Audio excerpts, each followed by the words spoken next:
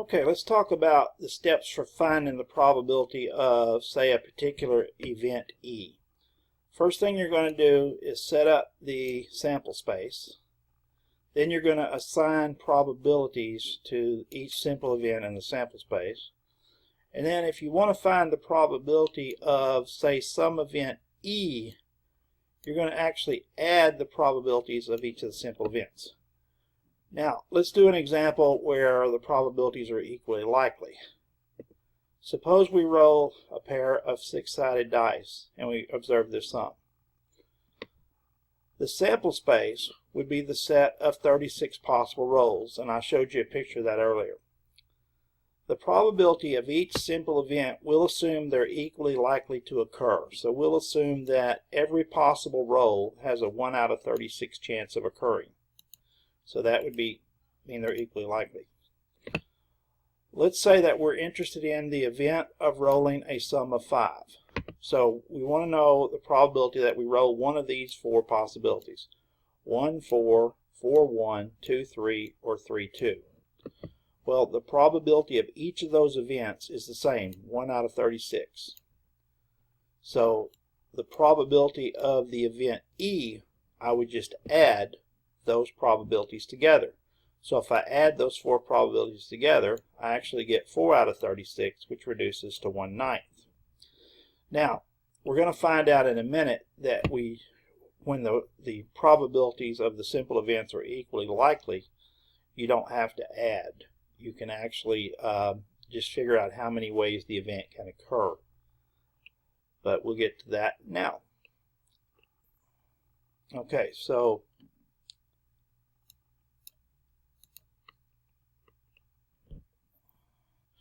let's talk about what happens when you have the equally likely assumption. The equally likely assumption means that all simple events have the same probability. So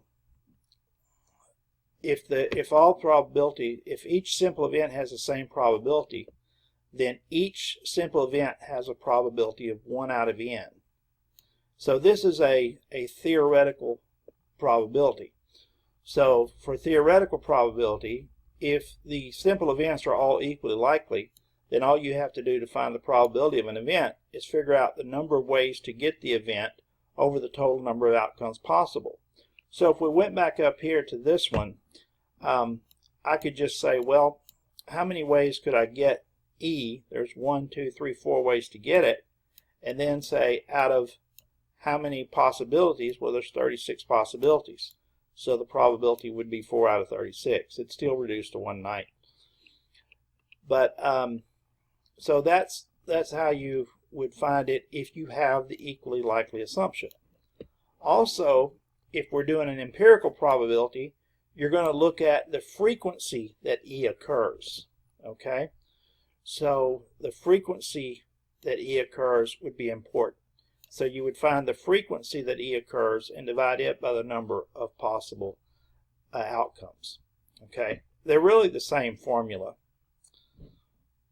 So let's just look at a possibility here on theoretical probability versus empirical. Let's say we have a die, and we know that the die can land 6 ways. 1, 2, 3, 4, 5, or 6. Now we would assume that each probability would be the same. They'd all be, you'd have a probability of 1 out of 6 chance of each of these occurring. Okay, well that would be based on theoretical probability. Well, what if we suspected we were getting some bad die? So we took a die, and let's say we tossed the die 10,000 times. So let's say we tossed the die 10,000 times. And let's say we got a 1 3,000 times, a 2 1,000 times, a 3 1,000 times, a 4 3,000 times, a 5 2,000 times, and let's say we got a 6 none of the times.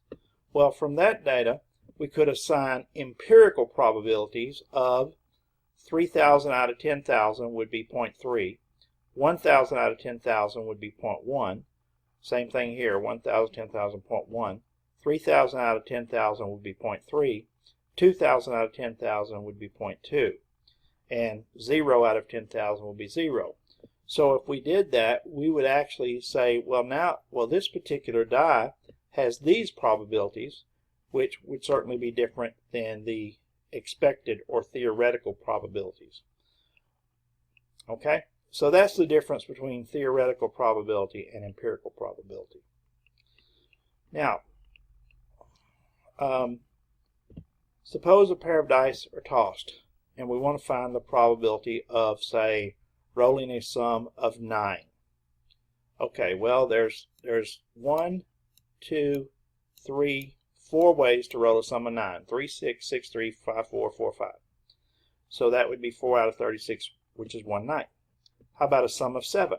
Well, there's 1, 2, 3, 4, 5, 6 ways out of 36 to roll a sum of 7. So the probability would be 6 out of 36 reduced to 1/6. How about rolling a sum of 2, 3, or 12? Well, let's figure out all the ways we can do that. There's one way to roll a 2, there's 2 ways to roll a 3, and there's 1 way to roll a 12. So that's 4 ways out of 36, which is 1/9. And so that's a theoretical probability example. Now let's look at an empirical probability example. You'll notice here I've collected data on drivers. So we've got 1,000 drivers over a 3-year period. And we found out that based on the age groups, we can divide the drivers up into categories. So the ones that I have the numbers of drivers in each age group that had 0 to 1 accident, the numbers that have 2 to 3 accidents, and those that have over 3 accidents.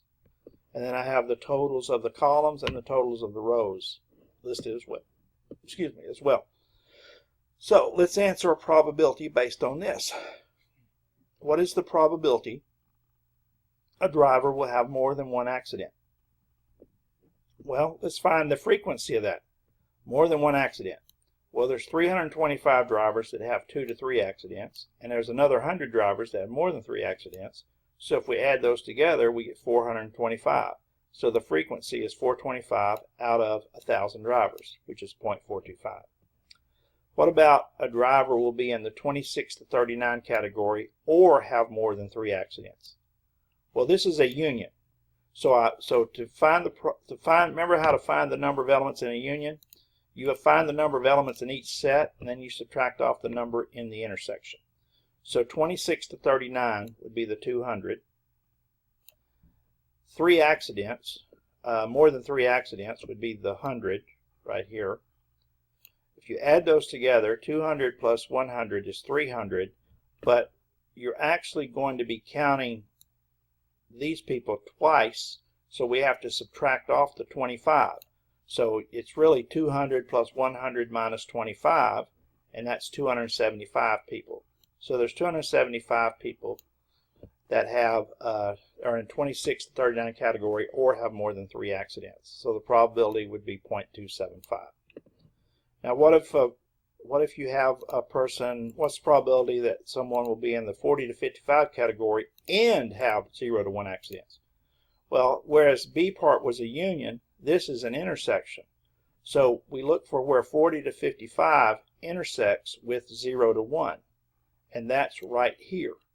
So there's 250 in there, so that's an easy one. That's just 250 out of 1,000, 0.25. And then we have 26 to 39 category or the 40 to 55 category. Well, these don't intersect. So since there's no intersection, I can just say 200 here plus 400 here and get 600 out of 1,000. And then the driver is not in the 55 plus range. Well, you can actually do this backwards. There's 100 that are in the 55 plus range. So subtract 100 from 1,000, and there's 900 that's not in the 55 plus range. So that'd be 900 out of 1,000, which is 0.9. Go back to our domino. Let's say our domino was tossed 500 times. Let's say it lands on the flat side 400 times, it lands on the edge side 75 times, and lands on the inside 25 times. The probability assigned to it would be what? So the probability of the flat side would be a frequency of 400 out of 500, which is 0.8. The probability of an edge side would be 75 out of 500, which would be 0.15. And the probability of it landing on the inside would be 25 out of 500, which is 0.05. Now notice if you add these three together, they add up to 1, which of course that must happen, otherwise we've left something out. Let's say a 6-sided die is tossed 6,000 times, and each number appeared as shown below. So let's say the frequency for 1 is 1057, the frequency for 2 is 922, and you can read the rest of them. Okay, so what I did to get the probabilities was I just divided each of these by 6,000. So when I divide each of these numbers by 6,000, it gave me the probabilities in the second row, or the third row there. So that's how I got each of these probabilities. Now, we might assume that if we did this, we might assume something's wrong, because the probability we expect would be, about 1/6, which is 0.167, but this probability seems a little low, and this probability seems a little low. So we might want to send our die back to the factory and have them re-died. I'm going to finish up with a couple of examples, and at the end of this, if you go back to my lecture notes on my website, there's actually some practice problems you can look at the end. Okay, suppose we toss 3 fair coins. What's the probability of getting all heads? Probability of getting 2 heads and a tail, or no heads? Well, these are the possibilities if you toss 3 coins. Head, head, head, head, head, tail, head, tail, tail, head, tail, head, and so forth. The probability of getting all heads, there's only one way that can happen, so the probability would be 1/8. The probability of getting 2 heads and 1 tail, well, there's 3 ways that can happen, so that probability would be 3 out of 8. In the event of getting no heads, there'd be 1 out of 8 probability. There's only one way to get no heads out of 8 probabilities. Let's look at another one. Suppose we select 3 cards from a deck. Find the probabilities below. Now, let me just remind you that 52C3 gives us that there's 22,100 possible 3-card hands. So let's find the probability of getting 2 face cards and 1 non-face card. Well, that's 2 operations. You got to get 2 face cards, so out of 12 face cards, choose 2, and then you got to get a non-face card. So out of 40 non-face cards, choose 1. So that's 2,640.